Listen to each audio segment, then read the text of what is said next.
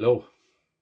So I just wanted a couple of words on the Irish Freedom Party and the issues that are going on there, right? And expanding out from that, then even I suppose generally to Irish people, you're seeing the split, right? The erosion of cohesion, the disintegration of whatever surface level agreements, arrangements, whatever that sort of stuff, allegiance were in play, right?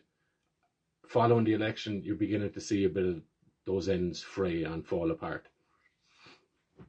And it harkens back, I suppose, to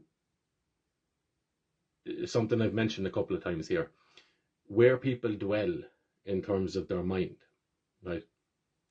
And what I'm seeing here is a failure in the present, uh, a longing for something different when geared towards the future, right? So dismantle this, build that sort of a thing. But also a total residing in the present. So probably hurt feelings, bruised egos, pride took a hit, all that sort of human stuff, right? Everyday stuff. But escalated, elevated, right? Accentuated because there's running for public office involved, right? So your ego is put out there to be judged by the society, right? And it can take a battering, right? And that's difficult at the best of times. But what I'm recognizing is, and I'm trying to look at this from, if I wanted to beat the Irish people at anything, right? But if I wanted to totally subordinate them and control every single thing they do, would I be concerned with what I'm seeing from the Irish people on aggregate, from those that are vying for leadership roles, who are claiming they're in leadership roles, who are acting as leaders and viewing themselves as such and wanting to be viewed as such? Would I be concerned with what I'm looking at? Probably not, right? Probably not. At least politically, right? Because you're seeing a lot of name calling, character assassinations, guilt, trying to guilt people by associations, all that sort of stuff, right? All that sort of stuff. That's where we are, right? And what that is telling me is that too many people are dwelling solely in the future, in the present, right?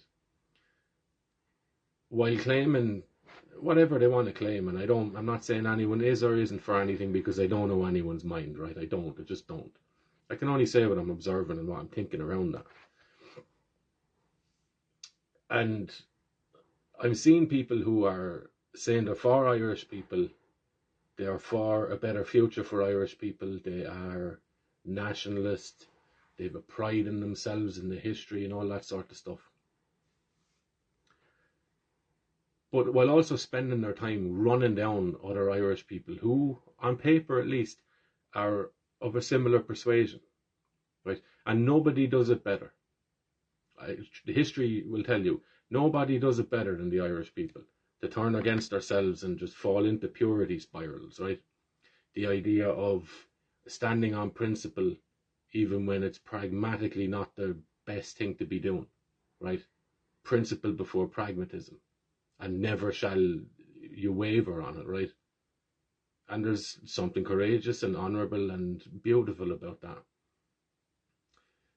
But it can also cause us to just kill each other. Do you know what I mean? It has caused us to kill each other and dominate each other and spit down on each other, right? And you're starting to see that again, right? And I think what we're looking at here is the resolving of really, really old wounds, right? In the grand scope of things, not that old, 100 years ago or so, right? But old wounds resurfacing and bubbling to the top, bubbling to the outer layer of ourselves, right? And bubbling into existence in the world in front of us, between people, as they argue back and forth and do all sorts of stupid things with each other, right? But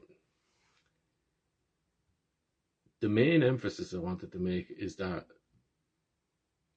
failure to understand your history, you don't have to be a scholar or a professor in it, but failure to understand the moods in the Irish history. The teams that come from different decades and the feelings that go along with that, they don't go away. They're handed down, they're embodied by all of us, right? That is your lineage, that is your heritage. Land and the feelings that went along with getting that land. Simply enough put, right?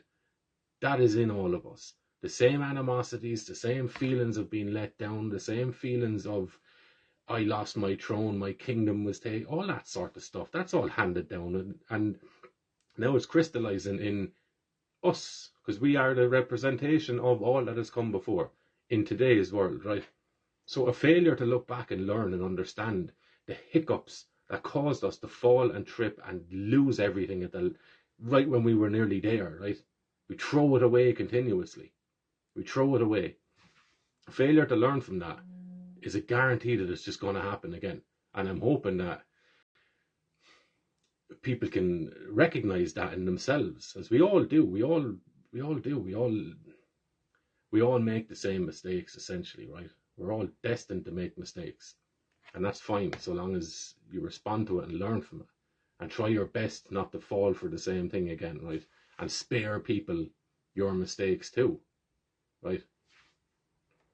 So I'm hoping people will learn, and at the same time I'm also very, very thankful that people are showing the worst traits of themselves or the not so pleasant sides of themselves in public following defeat, right? Following defeat. The leaders now reveal themselves, because it's easy to lead when things are going great and lovely and everyone thinks you're great and lovely. But when you suffer a defeat and your leadership becomes questioned, what do you resort to? Because that will define whether you're an actual leader who people want to be led by, or whether you just had it over the office door, right, or on the desk in front of you. I am leader, right? So either way, we get to find out a lot, and it looks like we're looking at the Irish mind, this collective mind, right? This thing we all share that is intangible to us, but yet we identify with it, although we can't hold it, we can't show it to anybody. What does it mean to be Irish? What does it feel like to be Irish? You can't show that to anyone. You can't sell it.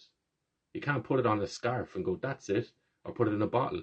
But it's there. We understand it, right?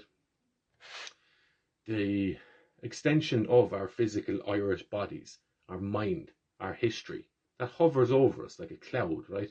Or as a blue sky at times too. That thing that we're all plugged into. It births us and it accepts us back when we die, right? And on and on and on it goes, right? It keeps handing it down. So that's what we are, and I think we're in the process of watching that resolve itself. And it's resolving itself through interactions. And it's up to each individual then to look at it, learn from it as it is happening. You are watching history unfold. Please plug into it. Please plug into the history that has gone before. Please watch what's going on and understand how it's affecting you, how it might be dragging you into the current, and what you can do from it, what you can learn from it, what you can take from it. Because we're always moving on, right? So what can we do to not trip ourselves up again? What can we do to go beyond personal animosities and bruised egos, right? And get off the soapbox of, I want everyone to follow me, right? And if you don't like me, you're an enemy. We don't need that.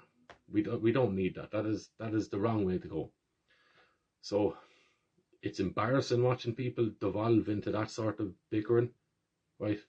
Name calling and looking to cut off segments of the Irish people because you don't want them to be part of you as you fight for the Irish people. It's a nonsense, right? And people are starting to see through it, and people are revealing themselves to show the nature and character that they actually have. And it's great, and we need to look. You know, the whole idea when someone shows them who they are, believe them. When someone shows you who they are, believe them.